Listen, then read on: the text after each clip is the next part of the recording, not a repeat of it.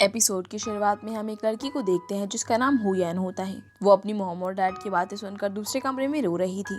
असल में वो लोग हुयन की शादी की बातें कर रहे थे, जहाँ उसकी मॉम कहती है कि वो श्योर नहीं है कि उन्हें अपनी बेटी की शादी उस नए परिवार में करनी चाहिए या फिर नहीं, क्योंकि वो लोग बहुत ही अजीब हैं।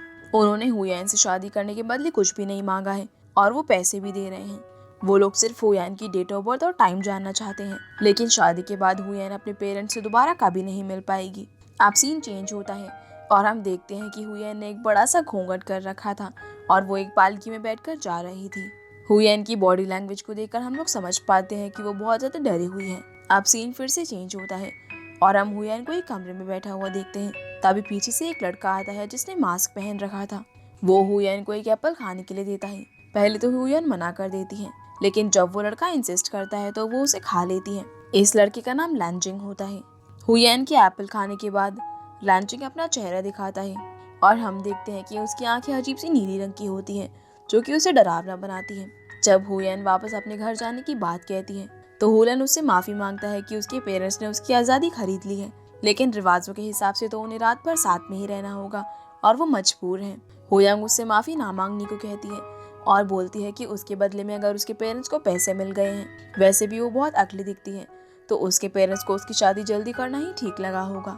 जिस पर हुलान कहता है कि वो देख तो नहीं सकता, लेकिन वो हुयान की प्यारी आवाज़ सुनकर इतना तो बता सकता है कि वो देखने में बहुत ही प्यारी होगी, जिसको सुनकर हुयान भी खुश हो जाती है और वो हुलान को कहती है कि वो भी हैंडसम दिखता है, जिस बात को सुनकर वो शर्मा जाता है। जिसके बाद हमें उनके एडल्ट होने की सीन्स दिखाए जाते हैं, जहाँ पर हुलान जिंग कहता है कि अगर अब वो देख सकता है तो उसका सारा क्रेडिट उसकी वाइफ और लव हुयान को जाता है। इसी के साथ ग्वान पेपी की नींद उसके अलार्म से खुलती है।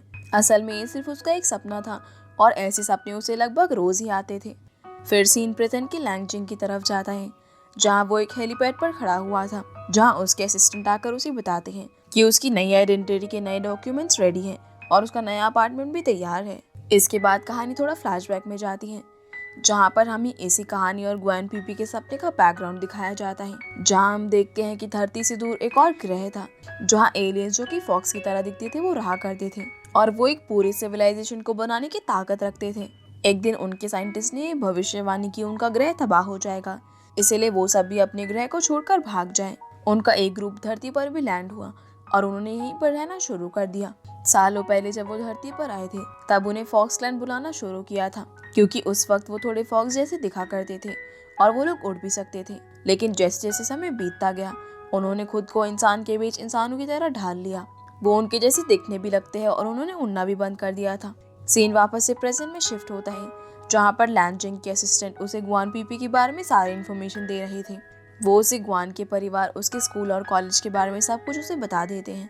अब जैसे ही वो लोग लैंजिंग को ग्वान के बॉयफ्रेंड के बारे में बताने लगते हैं, तब लैंजिंग उन्हें रोक देता है और कहता है कि उसे ग्वान के बॉयफ्रेंड के बारे में कुछ नहीं जानना, क्योंकि वैसे भी वो दोनों बहुत जल्दी ही अलग हो जाएंगे। फिर लैंजिंग अपने असिस्टेंट से कहता है कि वो ग्वान का शेड्यूल चेक करके उसे बताए, क्योंकि वो कल उससे मिलना चाहता है। अगली सुबह ग्वान अपनी बेस्ट फ्रेंड तियानशिन से मिलकर उसे अपने सपनों के बारे में बताती है, जो उसे हाई स्कूल से आते हैं। तियानशिन उसे कहती है कि उसे अपने सपनों के बारे में जानने के लिए कुछ करना चाहिए। तभी वहाँ पर ग्वेन का बॉयफ्रेंड आ जाता है, जिसका नाम जियालिंग है। अब वो तीनों बैठकर बातें कर रहे होते हैं। तभी ग्वेन नोटिस करती है कि उसकी बॉयफ्रेंड और बेस्ट फ्रेंड में काफ़ी चीज़ें कॉमन हैं और ये उसे थोड़ा ऑकवर्ड भी लगता है, इसीलिए वो उन दोनों को साथ छोड़कर ऑफिस चली जाती है। असल में ग्वेन एक न्यूज़ रिपोर्टर है। ऑफिस में उसकी कोवर्कर उसे कॉफ़ी लेने के लिए भेज देती है, जो लेने के लिए वो शियाओजू के पास जाती है। शियाओजू उसकी एक और सबसे अच्छी बेस्ट फ्रेंड होती है। वो उसे कहती है कि उसे ऐसा लगता है जैसे उसकी बॉयफ्रेंड को तियानशिन ज़्यादा अच्छी लगती है। शियाओजू उसे ये भी कहती है कि वो अपने बॉयफ्रेंड के साथ रिलेशन के लिए कोई क्लियर डिसीजन ले और ऐसे वो सिर्फ उल्टी सीधी बातें ना किया करें। अब वहाँ से निकलने के बाद ग्वान और लैंजिंग की पहले से डिसाइडेड मीटिंग होने वाली थी। लैंजिंग ग्वान की तरफ बढ़ रहा था, जो फ़ोन पर बात कर रही थी। लैंजिंग के पास एक स्टिक थी और उसने अपनी आंखों पर ग्लासेस भी लगाए हुए थे। ऐसा इसलिए क्योंकि लैंजिंग को दिन में दिखाई नहीं देता, उसे सिर्फ रात में दिखाई देता है। लैंजिंग ग्वान के पास पहुंचकर उसे बुलाता है और म्यूजिक तो ऐसे बजता है जैसे ग्वान को लैंजिंग से पहली नज़र में ही प्यार हो गया हो। लैंजिंग के असिस्टेंट्स भी उसे देख रहे होते हैं, लेकिन उनके होश तो तब उठ जाते हैं जब ग्वान लैंजिंग को कुछ पैसे और नट्स पकड़ा देती है, उसे भिखारी समझकर। लैंजिंग जब इस शौक से बाहर आता है तब वो कहता है कि वो भिखारी नहीं है, वो तो सबवे का रास्ता पूछ रहा था। फिर ग्वेन उसका हाथ पकड़ के सबवे की तरफ जाने लगती है। इसी बीच ग्वेन का पर्स कोई चुरा कर भागने लगता है, इसीलिए ग्वेन भी उस बंदे के पीछे भागती है, लेकिन वो चोर किसी की बाइक चुरा कर भागने लगता है। उसी वक्त लैंजिंग भी अपनी कार लेकर वहां पर पहुंच जाता है और ग्वेन भी उसमें बैठ जाती है। कार को ग्वेन चला रहा था, लेकिन वो चाहे जितनी भी तेज चला ले, वो उस चोर को पकड़ नहीं पा रहे होते। इसीलिए शियाना और ग्वेन में लड़ाई हो जाती है और वो दोनों चलती कार में ही अपनी जगह बदल लेते हैं। वो तो चलते चलते स्पोर्ट्स कार रेस में भी पहुंच जाते हैं और फर्स्ट भी आ जाते हैं। ये देखकर स्पोर्ट्स कार रेस के ड्राइवर सोचते हैं कि उनके साथ तो जैसे धोखा ही हो गया हो। अब किसी तरह से बहुत मेहनत करने के बाद वो आखिरकार उस चोर को पकड़ ही लेते हैं और पर्स भी ले लेते हैं। लैंजिंग ग्वेन को अपना बिजनेस कार्ड देता है, ये कहकर कि अगर आगे भी वो कभी मुसीबत में है तो उन्हें बुला ले। अब कार तो पूरी बर्बाद हो चुकी थी, इसीलिए तीनों डिसाइड करते हैं कि वो दोनों पैदल ही घर जाएंगे। रास्ते में उन लोगों को एक डॉग मिलता है जिससे वो तीनों बहुत डर जाते हैं और उससे डरकर ग्वेन और शियान तो एक फाउंटेन पर ही चढ़ जाते हैं, लेकिन लैंजिंग नीचे रह जाता है। पर बाद में वो लोग उसे भी ऊपर खींच लेते हैं और ये सीन बहुत ज़्यादा फनी होता है। सीन चेंज होता है और ग्वेन पीपी की मॉम उससे पूछती है कि वो जियालिंग को गिफ्ट में क्या देगी, जिस पर वो कहती है कि वो जल्दी सोच लेगी। दूसरी तरफ लैंजिंग ग्वेन की फोटोज देखते हुए कहता है कि वो उसे बहुत मिस कर रहा है। इसके बाद लैंजिंग अपनी एक ब्रीफ इंट्रोडक्शन देता है। वो कहता है कि वो लैंजिंग है और ग्वेन पीपी की तस्वीर देखते देखते उसकी उम्र 900 साल से भी ज़्यादा हो गई है। वो फॉक्स क्लैन का राइट प्रीस्ट है और वो ग्वेन के लिए कुछ भी कर सकता है। इतना ही नहीं, वो तो उसके लिए अपनी जान भी दे सकता है।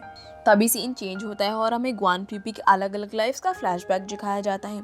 इसी के साथ सीन प्रेजेंट में आ जाता है, जहाँ वो लैंजिंग से पहली बार मिली, लेकिन इस बार थोड़ी गड़बड़ हो गई, क्योंकि इस बार उसे पहली नज़र में उससे प्यार नहीं हुआ, बल्कि उसने तो उसे बेकार ही समझ लिया।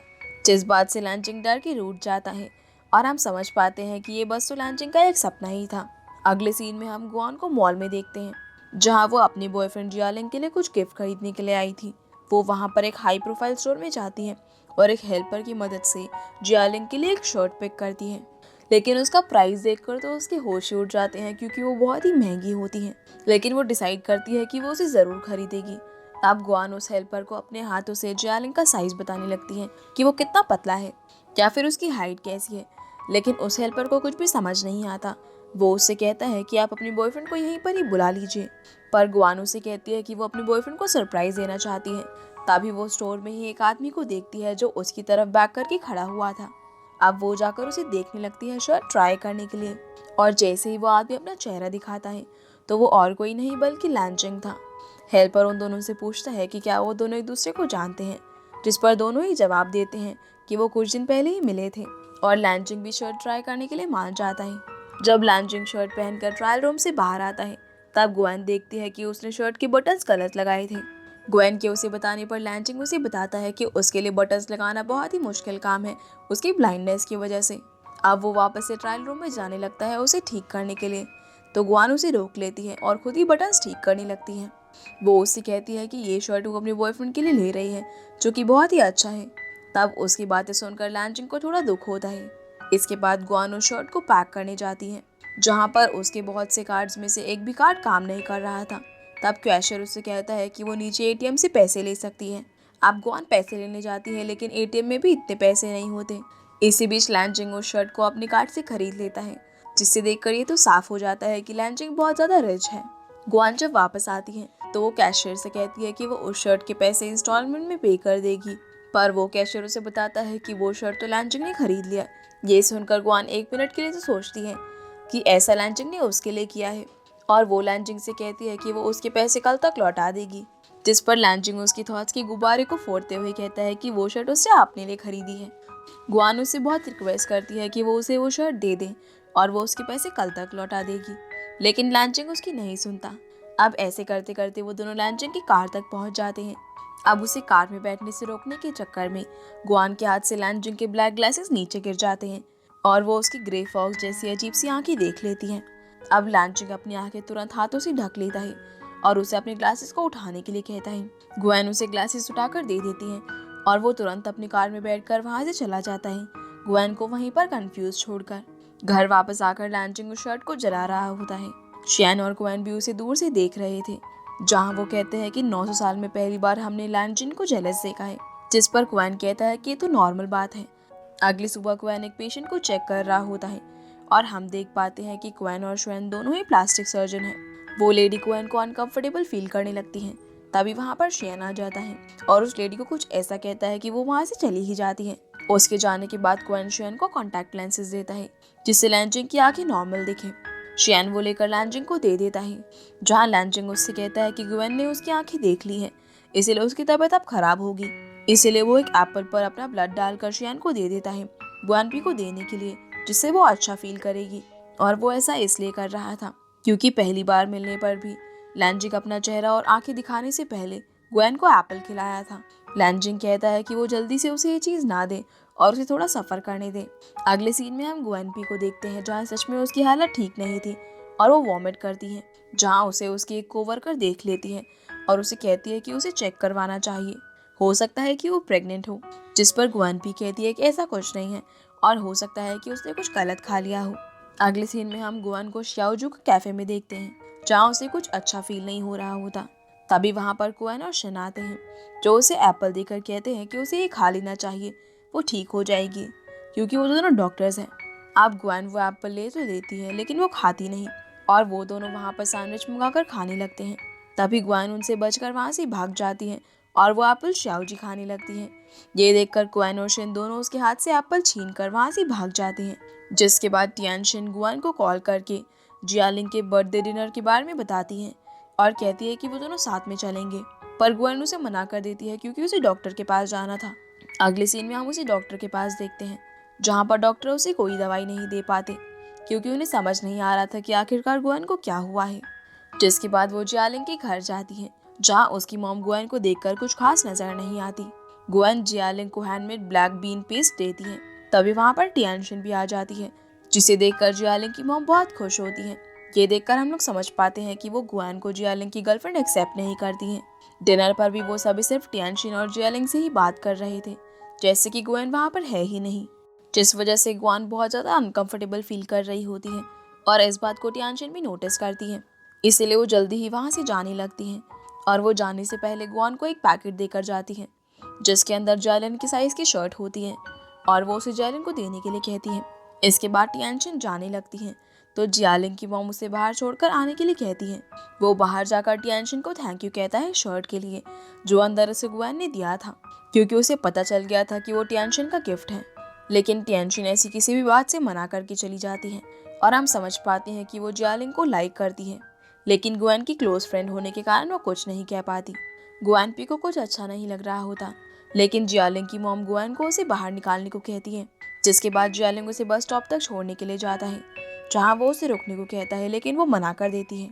अगले सीन में हम देखते हैं कि ग्वेनपी सो रही होती है। तभी वहाँ पर लियांजिंग आता है और उसे टच करने ही वाला था, लेकिन उसकी नज़र ग्वेन और जियालिंग की फ़ोटो पर पड़ती है, इसीलिए वो उसे टच नहीं करता। और इसी के साथ ये एपिसोड यहीं पर ख़त्म हो जाता है। तो गाइस ये थी आज की वीडियो एंड आई होप आप लोगों को ये वीडियो पसंद आई होगी, तो वीडियो को लाइक कर चैनल को सब्सक्राइब जरूर कीजिएगा।